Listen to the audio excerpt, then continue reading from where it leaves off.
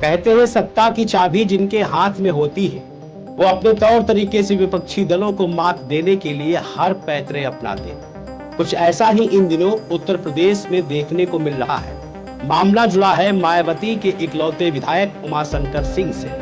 लेकिन क्या मायावती के एकमात्र विधायक के खिलाफ भाजपा कोई षड्यंत्र रच रही है या फिर वाकई में इसके पीछे कोई असली वजह छुपी हुई है?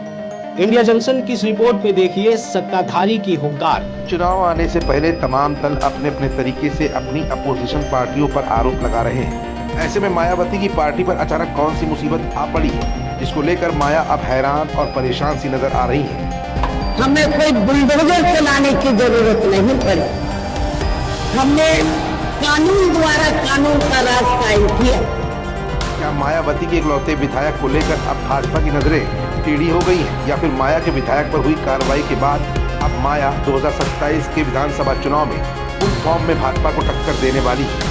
ये कुछ तमाम ऐसे सवाल है जिनका जवाब अपनी आज की इस रिपोर्ट में हम आपको दिखाएंगे और बताएंगे भी। सर, आयकर विभाग ने उत्तर प्रदेश विधानसभा में बहुजन समाज पार्टी के एकमात्र विधायक उमाशंकर सिंह के लखनऊ और बलिया स्थित आवासों पर एक साथ छापेमारी की। हालांकि बुधवार दोपहर तक छापेमारी की वजह या उसके परिणाम के बारे में कोई जानकारी नहीं दी गई। अपनी पार्टी के इकलौते विधायक के बारे में मायावती ने एक्स पर पोस्ट किया और कहा, बसपा के विधायक उमाशंकर सिंह जब से पार्टी में आए हैं उन्होंने पूरी ईमानदारी और निष्ठा के साथ अपनी जिम्मेदारियां निभाई हैं। आज तक इनके क्षेत्र से इनके बारे में किसी भी तरह की अवैध तरीके से संपत्ति अर्जित करने या अन्य कोई गलत कार्य करने की कोई भी शिकायत नहीं आई है। बसपा नेता ने आगे कहा कि हालांकि पिछले लगभग 2 सालों से वो काफी गंभीर बीमारी से जूझ रहे हैं।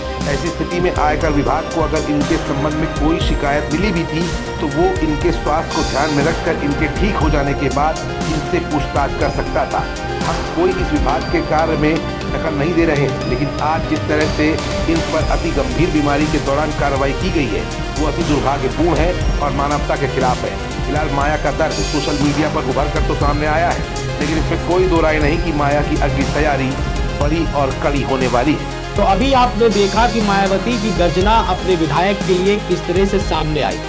सिर्फ मायावती ही नहीं बल्कि खुद भाजपा सरकार में मंत्री दिनेश प्रताप सिंह के दिल में भी अपने समधी के लिए दया आ गई, जो सबके सामने खुलकर आई।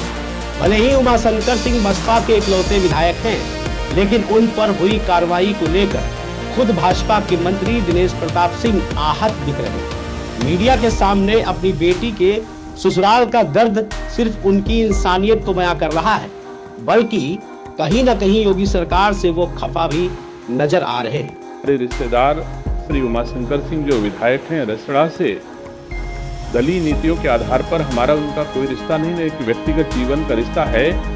और ऐसे में सुख दुख बांटना हर रिश्तेदार परिवार के लोगों की जिम्मेदारी बनती है। आज उनके घर पर आयकर विभाग ने रेड की, जबकि देश प्रदेश के राजनेता, देश प्रदेश की संस्थाएं सब जानती हैं कि 2 वर्षों से श्री उमाशंकर सिंह जी को ब्रेन का 4थे स्तर का कैंसर है।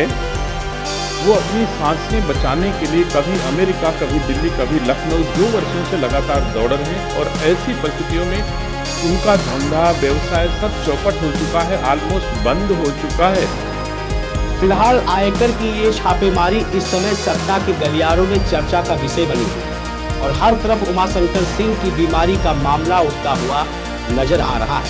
ऐसे में क्या आयकर विभाग को ये कार्रवाई करनी चाहिए थी? अपनी राय हमें जरूर दीजिएगा। हमारे चैनल को लाइक, शेयर, सब्सक्राइब करना ना भूलिए। हम फिर हाजिर होंगे एक नए अपडेट के साथ। तब तक देखते रहे इंडिया जंक्शन। इंडिया जंक्शन, खबरों का जंक्शन।